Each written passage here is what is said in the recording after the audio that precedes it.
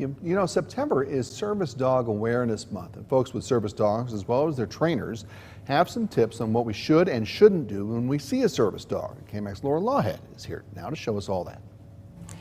Yeah, Brian, I spoke with a Plainview woman who got a service dog after being diagnosed with an autoimmune disease, and the service dog trainer who helped get her dog certified. They remind us to think of service dogs not as pets, but as workers. And for many people, a service dog is like a lifeline. Help.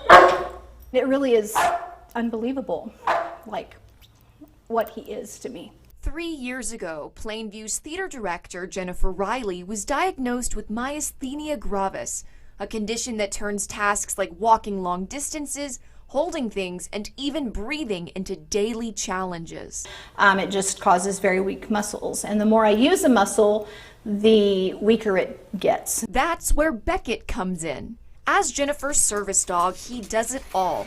Opens doors, helps her get up from chairs, picks things up that she's dropped, and even predicts when she's going to have a weak spell or a crisis where her breathing muscles stop working. Him being able to alert when we're together, it just gives you the freedom to live an independent life. While the rule of thumb is never to pet and to just ignore the dog as it does its job, there's one exception. If you see a person in distress or you hear a service dog barking, please check that out. They need help. During the pandemic, dog trainers say the need for skilled canines is going up, but not all dogs are born service dogs. And I did not honestly have high hopes for Beckett. But with both his and Jennifer's hard work training every week for 2 years, he surprised her. Beckett was amazing and very laid back, very responsive.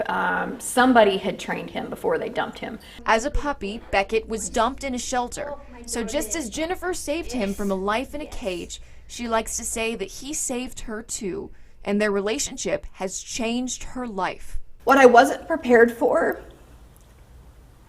was the bond. You become so dependent on each other that it's a really sacred bond, that we have. He can't be without me, I can't be without him, and it's a very precious thing.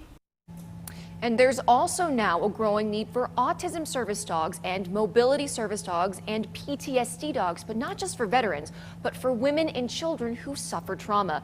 They say you can either train certain dogs to become service dogs or buy ones that have already been trained. But overall, labs and golden retrievers make the best service dogs. Much needed for a lot of folks. Laura, thank you so much.